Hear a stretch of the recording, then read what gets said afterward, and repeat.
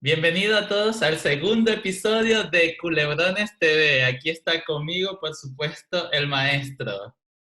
Nada más y nada menos que Alberto Gómez. Bienvenido nuevamente porque, claro, esto es un homenaje para ti. Fueron las telenovelas que marcaron mi adolescencia. ¿Qué tal? ¿Cómo estás? Bien, pero lo de maestro yo creo que me queda grande. Yo no soy maestro de nada, yo simplemente soy un entretenedor del público. Bueno, eres mi maestro entretenedor, así que acéptalo. Esto es para ti. Después del primer episodio de Abigail y de escuchar todas aquellas historias, anécdotas, intrínculis, bueno, no hubo mucho intrínculis, ¿no? Pero para ponerle este drama propio de tu pluma, vamos a pasar a una telenovela que a mí me encantó y quedé enamorado de Sonja Smith. Estamos hablando de Cara Sucia en 1992. Cuando yo vi a esa mujer, 92. 92, sí, cuando yo vi a esa mujer en la pantalla, si Abigail va a ser siempre Catherine Fulop, para mí Sonja Smith siempre va a ser Cara Sucia. Bueno, yo creo que toda Venezuela se enamoró de Sonja. Sonja estaba súper jovencita, sigue siendo una belleza, pero Una imagínate ya belleza total. con 18 añitos, pues ya tú sabes.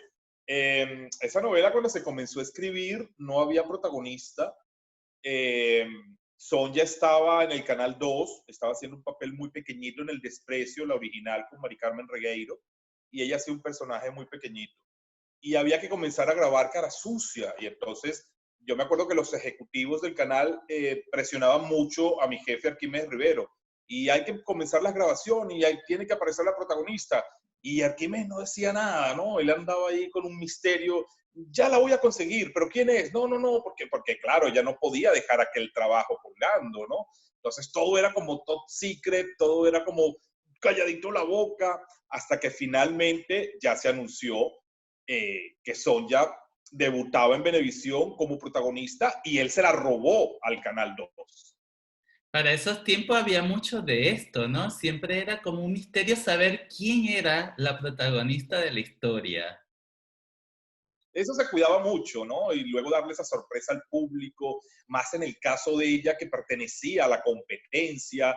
Acuérdate que en una época donde la lucha por el rating era muy aguerrida, había mucho, era una lucha literal para sacarse los ojos Claro, mutuamente, ¿no? O claro. sea, entonces trabajábamos, era por eso, por el rating. Pero ¿tú crees que en el otro canal no se habían dado cuenta que tenían ahí un diamante en bruto? No sé si no se habían dado cuenta o si consideraban que ella estaba muy jovencita para lanzarla. No sé, pero en realidad ella había hecho cosas muy pequeñitas. En Cristal había hecho también un personaje muy, muy mínimo. O sea, a lo mejor la estaban preparando, no te lo sé decir, porque yo no estaba en Radio Caracas, no sé qué pensaban. Pero yo me acuerdo que mi jefe le echó el ojo y dijo, esta niña es la protagonista y es una protagonista. Ahora una pregunta, cuando tú escribías la protagonista, que en este caso además ya me contarás, ¿tú le ponías cara a la protagonista o después es que tú descubres, ah, mira, esta es la que va a ser la historia?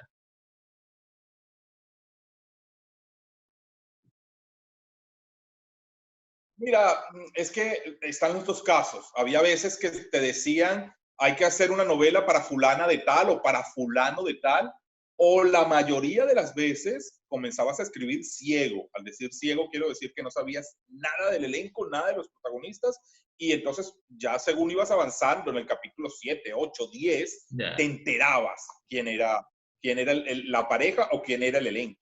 En Cara Sucia tú empezaste a ser dialoguista, pero luego no sé qué pasó con Carlos Romero. Cuéntanos, ¿qué pasó con el La escritor? novela, la novela es original de Carlos Romero. Él la comenzó, él enviaba los libretos desde México y no completos, me mandaba algunas escenas para que yo las dialogara. Yo era dialoguista en esa novela. En aquella época no existía el internet, entonces él mandaba los libretos por fax.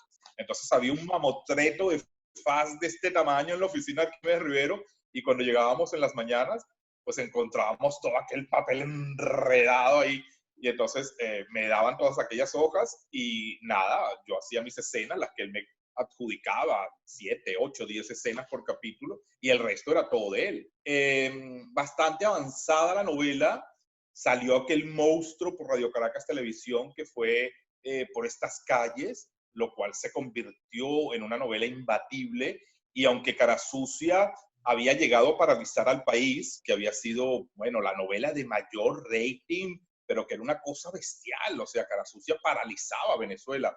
Pero la verdad sea dicha, Por estas calles nos tumbó, Por estas calles tumbó el liderazgo de Cara Sucia. Entonces vinieron muchas presiones, muchos problemas, sube la novela, ya tú sabes. Entonces Carlos Romero, que tenía un contrato con Televisa, pues decidió renunciar ante tanto problema que surgió y ya la novela pasa a mis manos. O sea, que el padrino Arquímedes Rivero te la da en tus manos y dice, bueno, te toca ser el salvador de este drama. Él me dijo, aquí tienes esto, voy a ver qué haces. Y fue una lucha a muerte por estas calles. Pero no se pudo tumbar a Por estas calles. Por estas calles es que era una bestial. El mismo rating que habíamos tenido nosotros con Cara Sucia se mudó. Pero fíjate, claro, eso de repente en cuanto a audiencia y tal, pero como este podcast yo he querido es reflejar lo que yo sentí, lo que a mí me hizo divertirme, lo que a mí como espectador, ¿no? Todavía no era periodista, tiene una seña muy particular en mi corazón y sobre todo una referencia, ¿no? ¿Qué destacarías tú de esta telenovela, de esta historia ya cuando está en tus manos? O sea, ¿qué veneno le pusiste allí para que pudiera ella estar ahí en competencia con Por estas calles? Bueno, mira, hubo que recrudecer la historia porque pues Cara Sucia era muy rosa, era una telenovela muy rosa, y entonces hubo que recrudecerla. Pues hubo que meterle mucho, a ver, algo muy popular, hubo que meterle mucho cerro, que era con lo que presentaba Por estas calles, hubo que meterle pues mucho malandrismo, hubo que darle un giro a la historia, claro, sin perder el norte y sin perder el camino que tenía Cara Sucia. Pero me acuerdo que yo envié a Santa, que era la villana, que lo hacía allí, Sancheta, la envié a vivir a unos ranchos en un cerro porque la perseguía la policía. Entonces se metieron malandros, se metió, pues, es que era una época, ¿sabes? Era una época muy interesante porque tú luchabas a muerte con las mismas armas de la competencia. Entonces, si en la competencia había una ciega y eso funcionaba y eso gustaba, pues tú tenías que meter una ciega en tu novela, tú tenías que darle al público lo que el público estaba disfrutando. Entonces, yeah, si había un hijo robado en la competencia y la competencia te estaba dando duro, tú tenías que meter en tu novela un hijo robado. O sea, luchabas con las mismas armas. Entonces, eso fue lo que pasó con Cara Sucia. Hubo que darle un giro hacia lo que era pues la novela popular de ese momento, que era Por estas calles, pero claro, no podías girarla por completo, tenías que mantener pues la línea amorosa y rosa de Cara Sucia. Bueno, a mí no se me olvida el personaje de Gigi Sancheta. La villana santa, que era terrible, sí. Yo creo que ahí ella vino a mostrar lo villana, ¿no? Que de repente como actriz podía ella dar, porque marcó mucho. Mira, Gigi es una actriz que hay que quitarse el sombrero. Es muy, pero muy buena actriz, tiene mucha fuerza, es de esas actrices que yo digo que actúa desde adentro, que lo que hace, ¡wow!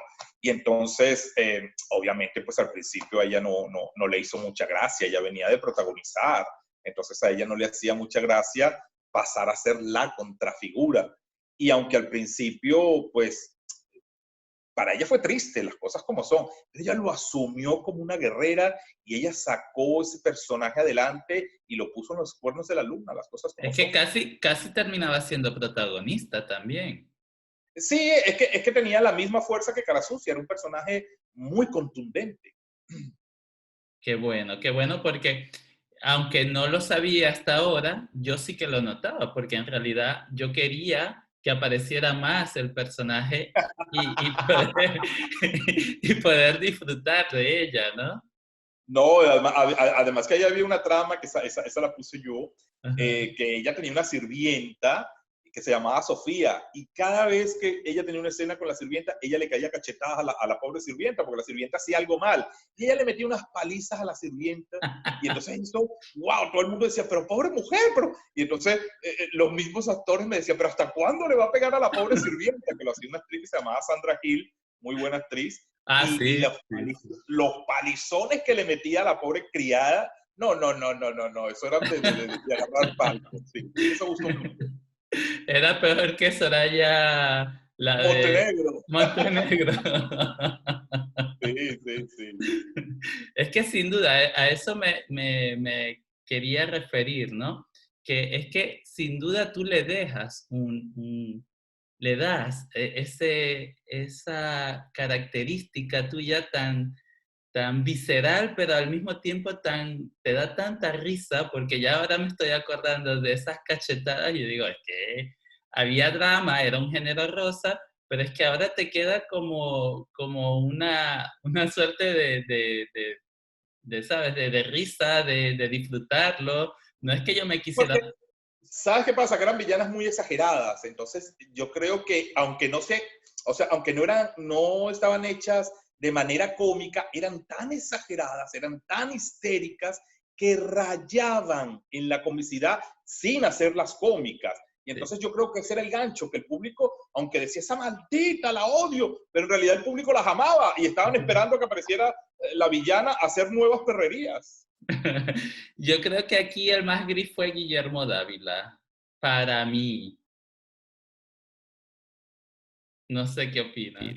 A ver, no sé, o sea, yo no lo llamaría gris, lo que pasa es que la telenovela, pues obviamente era todo estrellita, que era cara sucia, luego estaba, como acabamos de decir, esa supervillana que era Gigi, entonces el personaje de Humberto García también era muy contundente, que era el terrible Horacio, era un Ujú, villanazo. Chorifuentes también tuvo un ujú, personaje muy fuerte. Después yo metí una trama que lo hacía Lianta Cruz, que era la madre de Gigi en la novela, y ella se enamoraba de un muchacho joven que lo hacía José Ángel ujú. Urdaneta. Y entonces esa trama de la mujer casi cincuentona con el muchacho veinteañero también gustó mucho. Entonces, como que se destacaron muchos personajes y el personaje de Guillermo era como un personaje lineal, ¿no? Era el galán enamorado que caía en las trampas, que sufría, pero no era el personaje para lucirse. Entonces, no fue culpa de que Guillermo lo hiciera mal o lo hiciera. No, es que el personaje tampoco lo Claro, ayudaba. a eso me refería, que quizá no hablaba de él como actor, sino que su personaje, o sea, no tuvo mayor relevancia en medio de aquellas historias paralelas que habían, y él pasaba como un segundo plano. Claro, claro, claro. Suele suceder. Bueno, volviendo a poner el ejemplo de Por estas calles. ¿Quién se robó la novela? Franklin Virgües y el Sí, doctor Valerio. Y sin en cambio el protagonista no pasó nada con él. Entonces, es eso, pasa mucho. Uno como que se engolosina con lo que tienes alrededor y te olvidas un poco del galán, porque el galán, por lo general, no es el centro de la telenovela. El centro de la telenovela siempre es la protagonista. Entonces, si no tienes ese cuidado de mantener al galán muy fuerte, pues puede pasar esto que estás diciendo. claro. ¿Cómo puedes tú decir, ¿no? Que Sonja Smith, por ejemplo, aquí se vio su gran potencial, ¿no? Como actriz. Ella yo creo que hasta pudo decir, bueno, mira, estoy hecha para el género rosa, porque hay también protagonistas que pueden pasar por debajo de la mesa.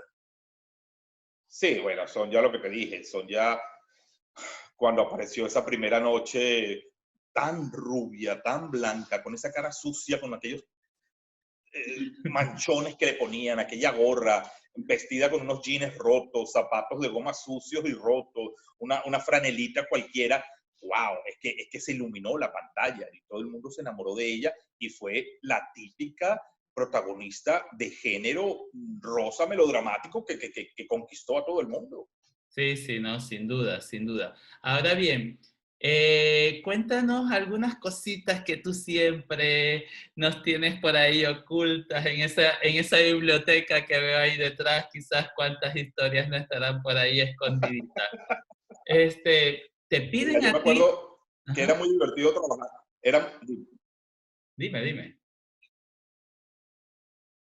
¿qué ibas a decir? No, que era muy divertido, dices tú.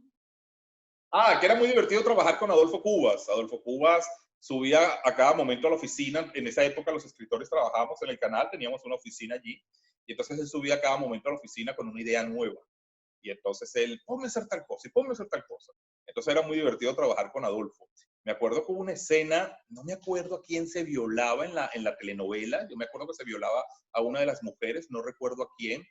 Y Adolfo se bajó los pantalones, literalmente. Se bajó los pantalones. Entonces quedó el pompi grabado. Y yo me acuerdo que cuando se grabó aquella escena y no sé qué, y cuando le suben el material bruto a la oficina de Arquímedes Rivero, Arquímedes estaba horrorizado. ¿Pero cómo se va a bajar los pantalones? Eso no puede salir así. Y obviamente se cortó ese pedazo, pero allí estaba en primer plano el pompi de Adolfo Cuba. Pero es que Adolfo es también un actor muy visceral, muy entregado, entonces pues a él no le importó pelar lo que tenía que pelar y él grabó su escena y él la disfrutó, lo que pasa es que no salió al aire.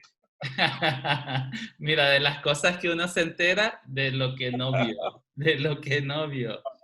Ah, bueno, que a eso iba, ¿no? Si tenías la oportunidad de que tus actores pudieran ir a tu oficina y a darte ideas y tal, también habrían algunos que no querían ni siquiera ir a la oficina, que creían que tú tendrías preferencias por algunos actores. Tú sabes qué me pasaba a mí por lo general, yo iba muy poco al estudio de grabación, porque me pasó en mis primeras telenovelas, Abigail, El Engaño. Yo me acuerdo que yo bajaba al estudio porque me encantaba ver las grabaciones y compartir con los actores, y varios de ellos me llegaron a decir que se ponían muy nerviosos cuando yo estaba allí. O sea, como que se sentían que estaba allí como para vigilarlos, como para ver su trabajo. Entonces se sentían incómodos con mi presencia. Entonces yo dejé de ir al estudio de grabación por eso, ¿ves? Para no hacerlos sentir que yo estaba allí como un maestro de escuela. No, no, no, esa no era mi intención. Y entonces por eso no iba al estudio. Eh, yo siempre he estado abierto a las buenas ideas. Me la des tú, me la dé mi jefe, me la dé mi mamá. Si la idea es buena, yo la voy a tomar. Entonces sí, había actores que te daban muy buenas ideas y uno las plasmaba. Había otros que te decían locuras y obviamente no las tomaban. Entonces, yo sí estaba abierto a escuchar y a decidir, bueno, esto conviene, esto no, esto va, esto no lo tomo. Sí, sí estaba abierto, como había actores muy respetuosos que eran incapaces. Hola Alberto, pero eran incapaces de decirme, escríbeme tal cosa. O sea, pues Claro, hay de todo, ¿no? claro. Pero, por ejemplo, ¿recuerdas algo que te haya marcado mucho de haber escrito esta historia? O sea, una escena, un personaje, así como me contaste lo del cocodrilo en las noticias y lo incorporaste en La Gata Salvaje.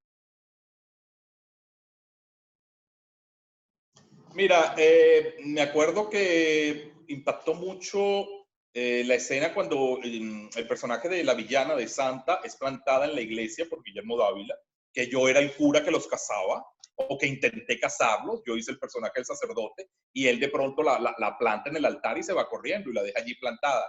Yo Mm. después de eso, yo le agregué una escena, eso no estaba en el libreto original, todavía la novela era de Carlos Romero, yo le agregué una escena donde ella en un ataque de histeria llegaba a su casa vestida de novia, se arrancaba el traje de novia y lo quemaba, lo incendiaba. Esa escena fue muy fuerte y ella se botó, se le pusieron los ojos así de tanto llorar y esa escena fue muy, pero muy fuerte. Eso le puede pasar a cualquier mujer que la dejen plantada.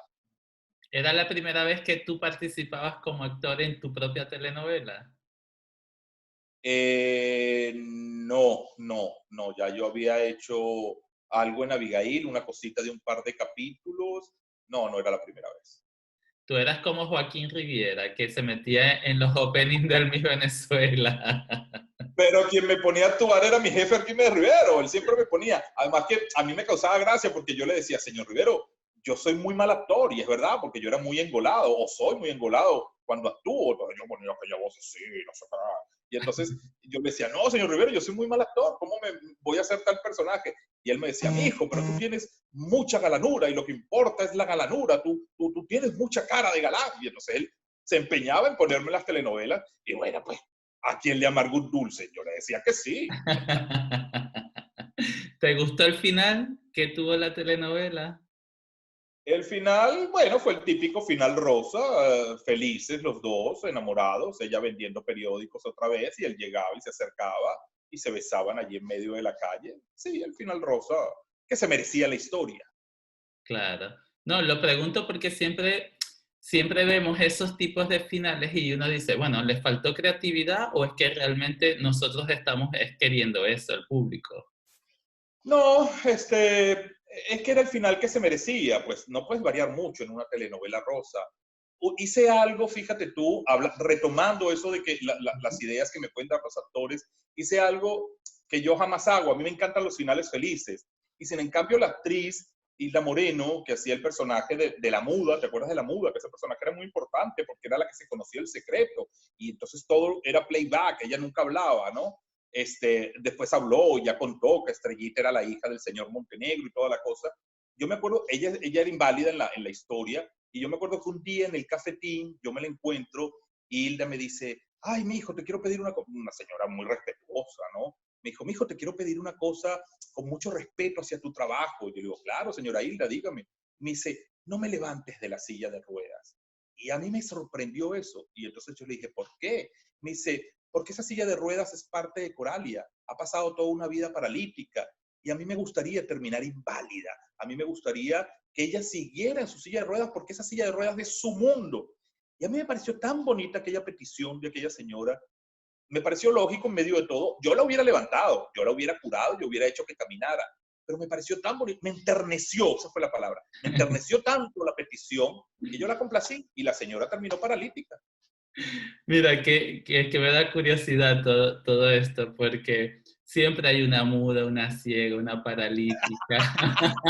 Un hijo robado, un hijo perdido, un hijo regalado, una carta con el secreto, claro. Además que a las más desgraciadas le cae la peor parte, o sea, guardar el secreto. Sí, pues sí, pues sí. Es parte del género. Sí, para ver, o sea, es que parece algo totalmente, es como bueno, como la repetición de todas las historias rosas que uno ha visto, pero aún uno se engancha, o sea, ¿cómo es posible que uno se siga enganchando en eso? Como por ejemplo lo que hablábamos la vez pasada que tenemos de referencias series en Netflix que que está muerta, pero está viva, que, ¿sabes? Todo esto está escondida, se fue, pero nadie sabe para dónde se fue, y Tú bueno, sabes que mi jefe Arquímedes Rivero, que bueno, obviamente es un manantial de sabiduría, ¿no? Él decía algo muy interesante. Yo absorbía todo lo que él me decía. Yo lo absorbía como una esponja porque pues, es un señor que se la sabía toda. Y él siempre decía que desde el capítulo 1 el público ya sabía cómo iba a terminar la telenovela. mm, Igual quería ver el proceso, igual quería ver los intríngulis, igual se lanzaba lo que duraban en aquella época, que llegaban a durar hasta un año. Y es verdad, el público ya lo sabía, pero el público lo veía y lo disfrutaba. sí, sí, totalmente, o sea, es que eso estamos claros. Y fuese una telenovela de donde sea, de Brasil, de México, de Colombia, de Venezuela, es que ese es el, realmente la estructura de una telenovela rosa. Sí, sí, totalmente. Bueno, y para terminar, ¿de verdad tú crees que a estas alturas de la vida, en pleno siglo XXI, todavía tiene vigencia este tipo de historias? Por ejemplo, Absolutamente convencido. Y la mejor prueba son las telenovelas turcas. Son mm, telenovelas hiper lentas, que llegan a tornarse fastidiosas. Y sin en cambio, el público está ahí volcado, porque son historias de amor, son historias donde la villana es la villana retorcida y donde pasa lo mismo que en nuestras telenovelas latinas. Hay hijos robados, hay secretos, villanas que empujan a los personajes por las escaleras, y ahí están, se han adueñado del mercado, porque sí. ya no hacemos nosotros telenovelas. Ya en Latinoamérica eso se perdió, lamentablemente. Como dije Mm, en la entrevista anterior, ahora todo es narcoseries y cosas horribles. sí. Entonces los turcos se han metido y se han robado el mercado. El día Yo creo que que... aparezca Ujú. un productor con visión y que diga, vamos a retomar la telenovela rosa, volverán los éxitos y los ratings de antes, que ahora no los hay. Que ahora no los hay, sí. Está esfumado, o sea, no se sabe hacia dónde se está segregando el público. Pero No yo sé si te... lo dije en la entrevista pasada, ahora los ejecutivos se quejan de que la gente huyó a Netflix. No, no huyó a Netflix. Los empujaron hacia Netflix al Ujú, llenar la pantalla de lo que el público no quiere ver. no Entonces el quería. público se fue a Netflix, pero no fue que se fue porque le dio la gana, sino que lo empujaron. Como hay mucha gente que dejó de ver televisión y tampoco ve Netflix, porque ya no le dan lo que quiere ver. Ya, exactamente. Ahora esto me hace pensar y reflexionar. ¿Será que en Turquía hay un Alberto Gómez o es que tú estás enviando, tú estás enviando No, las historias por allá? tú sabes, es que es una cuestión de visión, Luis. Yo leía hace cosa de un mes una entrevista que le hacían a uno de los eh, gerentes de estas telenovelas turcas y entonces el tipo decía que ellos trabajaban pues con los capítulos al día, que ellos grababan, veían cómo había resultado el capítulo esa noche, y entonces que iban trabajando sobre la marcha y que por eso era el éxito. Y a mí me causó gracia, y dije, si nosotros lo hicimos toda la vida. Yo me acuerdo que yo escribí un capítulo, por decirte, el lunes, se grababa el martes y el miércoles estábamos al aire. Entonces, no están descubriendo el hilo negro. Lo que pasa es que están trabajando como hay que trabajar y como hay que hacer las cosas. Entonces, otro error de hoy en día es que de entrada te piden 80 capítulos escritos. Y cuando la telenovela sale al aire, ya hay grabados 50 capítulos. ¿Cómo levantas un muerto de 50 capítulos al aire? No, Ya. tienes que ir al día. Tienes que ir probando lo que al público le gusta. Y nosotros, al decir nosotros me refiero a los escritores de mi época, nosotros trabajábamos sin redes sociales. Nosotros no es que íbamos midiendo Ya. en un telefonito, a ver, es que este capítulo gustó porque aquí están los comentarios positivos. No, no, no, no, no. Nosotros trabajábamos, era al día. Y lo que escuchábamos en la calle, el rating que llegaba a diario, wow, el capítulo trajo 25 puntos, esto gustó, ¿qué pasó en este capítulo para explotar eso? Entonces, esa era la magia de esa televisión, que era al día. Muy bien. Alberto, eres la enciclopedia de la telenovela rosa. Nos vemos en el próximo capítulo de Culebrones TV porque va a haber más, mucho más. Gracias, Alberto. Abrazos.